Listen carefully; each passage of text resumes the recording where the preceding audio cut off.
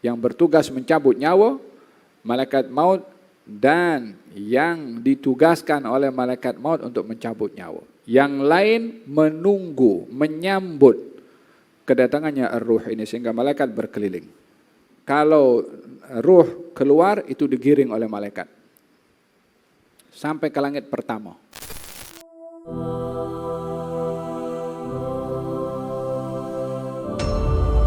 Kita perlu tahu bahwa ruh manusia ini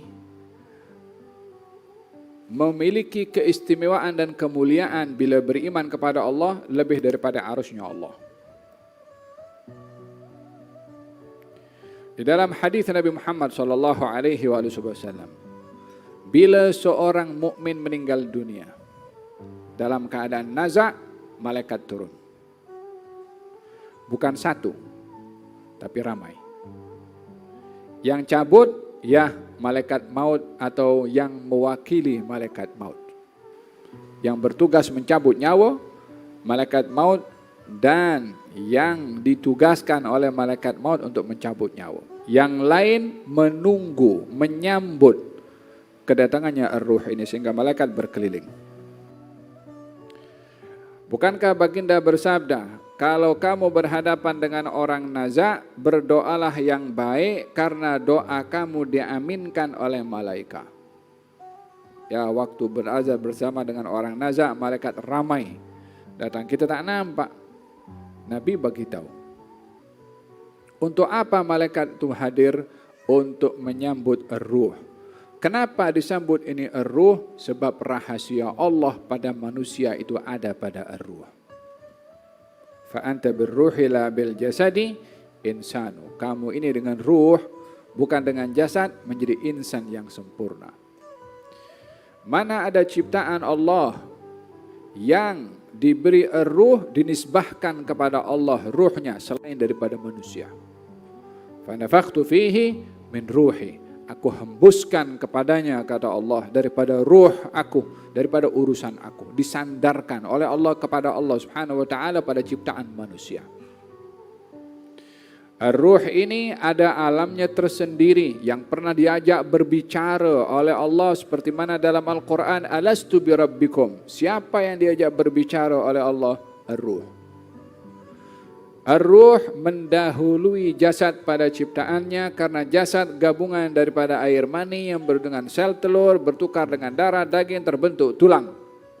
Kalau tak ada ruh, macam orang kalau sudah meninggal dunia, apa yang perlu dilakukan? Matanya ada, telinganya ada, jantungnya ada, dia tak berfungsi. Apa yang dilakukan? Masukkan dalam liang lahat. Dan apa yang istimewa pada manusia? Ar-ruh. Faham tak? Oleh hadza ketika ditanya tentang ar-ruh, yas'alunaka 'anir ruh qul ar-ruhu min amri rabbi wa ma utitum minal ilmi illa qalila. Mereka bertanya tentang ruh, katakan ruh ini urusan Tuhan. Yang hakikat tahu itu ruh adalah Allah Subhanahu wa taala. Manusia sangat kerdil untuk mengetahuinya. Tetapi bila manusia ini menjaga ruhnya, bila manusia ini memelihara ruhnya, bila manusia ini diberi oleh Allah kesucian pada ruhnya, maka ar-ruh ini boleh mengalahkan kekuatan yang ada pada jasad. Faham tu? Macam mana ar-ruh boleh mengalahkan kepada jasad? Kal kata baginda Rasulullah SAW mengatakan, laula an tadafanu la da'utullah an yusmi'akum adzabal qabri. Kalau bukan karena kamu saling menguburkan satu dengan yang lain, saya berdoa supaya kamu dengar suara adab kubur itu macam mana. Suara adab kubur ini didengar oleh semua makhluk kecuali jin dan manusia. Kalau dengar boleh pengsan. Karena dahsyatnya suara ar-ruh ketika di alam barzakh itu diseksa. Bukan lagi kekuatan tubuh badan. Dan dengan demikian kekuatan yang ada pada ruh amat luar biasa kalau dijaga dengan zikir. Makanannya ruh zikir, makanannya ruh fikir, makanannya ruh ibadah dan taat dengan tadabbur dan khusyuk. itu vitamin kepada ruh. Walihada orang yang tak ada zikir maka ruhnya mati walaupun badannya pergi pejabat. Tapi ruhnya mati. Apa sebabnya? Tak ada makanan. Seperti mana badan kalau tak ada makanan mati, ruh pun juga demikian. Faham tom? Hada orang yang beriman bila meninggal dunia malaikat mengelilinginya. Kalau ruh keluar itu digiring oleh malaikat sampai ke langit pertama. Ditanya oleh penjaga langit pertama, siapa ini? Baunya wangi, baunya ruh itu. Katanya ini adalah hamba Allah si fulan, dia meninggal dunia, dibawa dulu kepada Allah Subhanahu wa taala. Melepasi langit pertama, kedua, setiap langit pertama, kedua, malaikat mencium bau yang wangi. Sampailah melepasi arasnya Allah Subhanahu wa taala. Aras pun seronok kalau didatangi dengan orang-orang yang mulia di sisi Allah. Selepas diperjumpakan dengan Allah Subhanahu wa taala, balik lagi ke bumi.